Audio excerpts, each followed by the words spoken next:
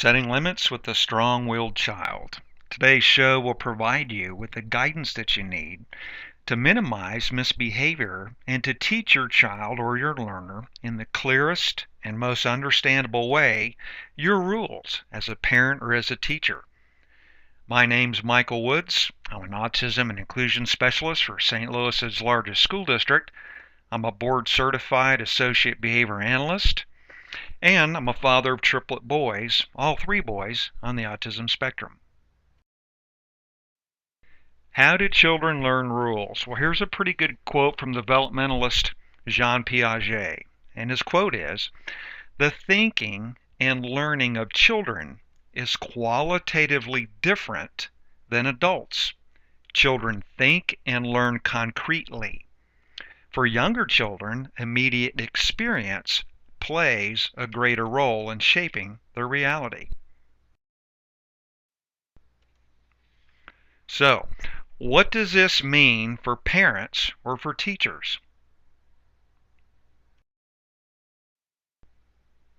So what does this mean? It means that children's beliefs are largely determined by what they experience. And this is the one thing that you need to take away from Piaget's discovery. The perceptions and beliefs about how your child thinks the world works is primarily based on his experiences. For adults, it's primarily based on what we hear and what we can rationalize and understand. Not for kids. It's mostly based on what they experience. For example, if I tell my son that it's not okay to practice swinging his bat in the house, but he does it anyway, and I overlook that, what is he really learning about my rule? Well, he's learning that it's really okay to swing the bat in the house regardless of what Dad says. However, if every time I take his bat away for the remainder of the day, each day that he swings it in the house, he's probably going to know that I mean what I say. Why? Because now he has a concrete experience of my rule. And if I'm consistent, he will learn that I mean what I say.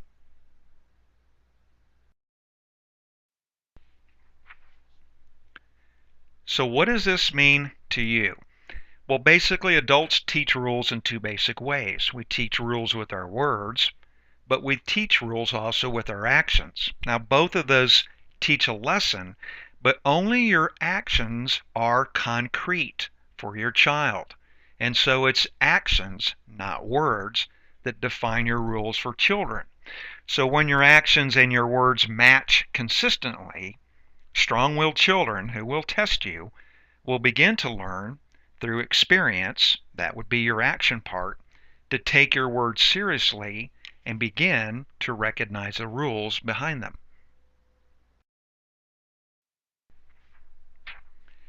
How do strong-willed children do research?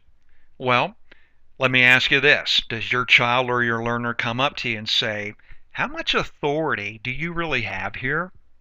Or perhaps they walk up to you and say, "How do I know if you really mean what you say?" Or perhaps you think kids walk up and say, "Well, what are you going to do if I don't do what you ask?" Now, this probably hasn't happened to a lot of you, so still the question remains, how do strong-willed kids do their research? Well, that's easy. They just go ahead and do whatever it was that you just asked them not to do.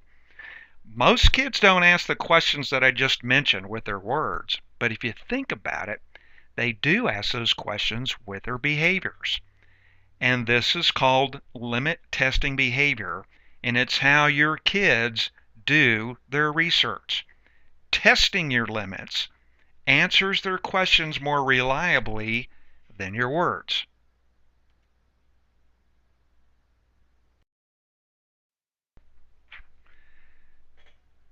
Setting limits effectively. Setting limits effectively requires a balance of firmness and respect, and there's three components to doing this. And this approach can help you to achieve your goals with less time and less emotional energy on your part, and without injuring feelings or damaging relationships or provoking angry power struggles with your child or your learner in the process.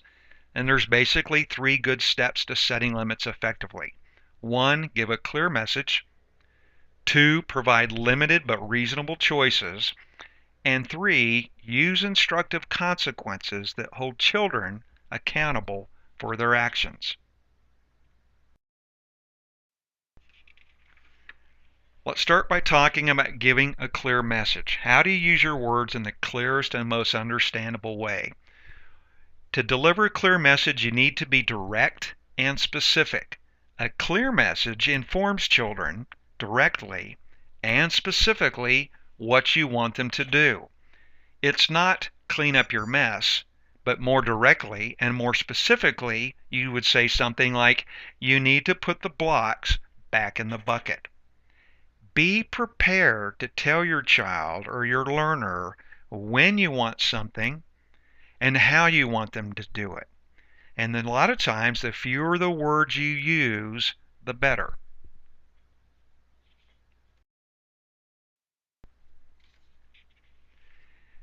Giving a clear message. Use a normal tone of voice when you give your message. You want to be specific and be direct, but also use a normal tone of voice.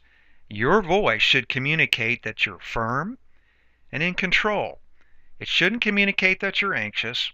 It shouldn't communicate that you're stressed. It shouldn't communicate that you're angry.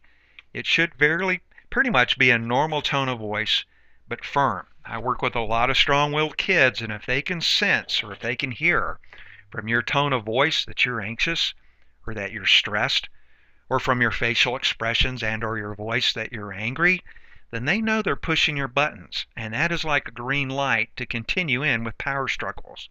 So use a normal tone of voice.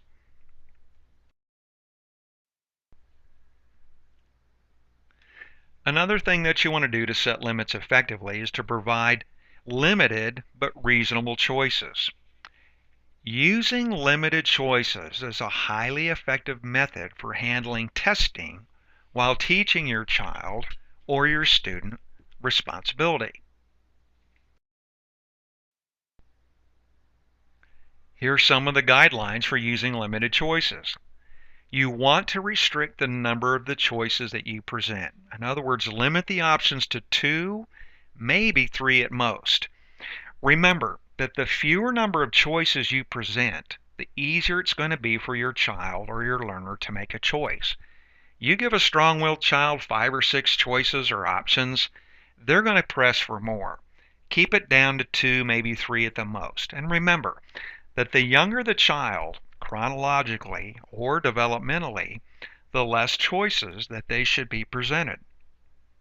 And if your child or your learner attempts to introduce yet another choice that's not acceptable or beyond the scope of the choices that you provided, you should just simply respond, these are your choices and your only choices. Which one would you like to pick?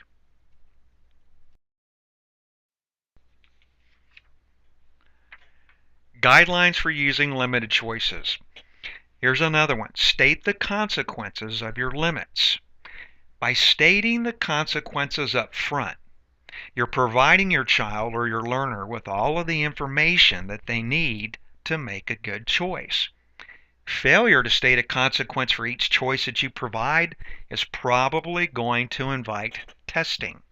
So a lot of people say, you can sit by yourself, and that's all that they say. You want to state the consequences of what's going to happen so that your learner clearly understands, if I choose A, then B is going to happen. And if I choose C, then D is going to happen. Very important. They know the consequences up front, because then you know that they have all the information that they need to make an appropriate choice. Now, he or she may still not do that, but it won't be because they didn't know what was going to happen by choosing A or choosing C. And remember, for some kids, if you need a visual for this, I would recommend using a first then board. And I have another presentation on that.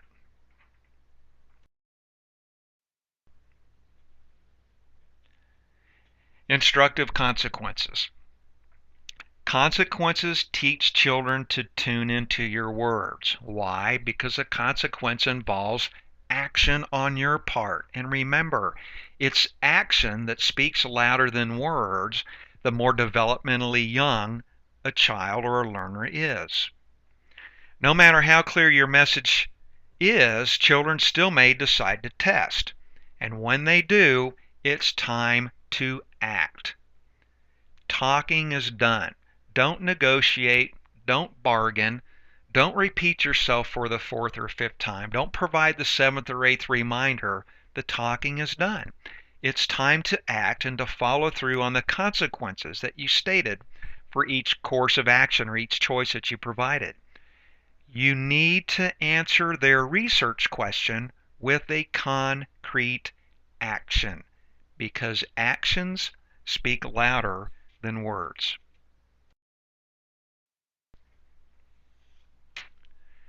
Seeking professional help. If your child or student engages in extreme behavior, such as assaultive behavior, it is not something that you should undertake without a plan.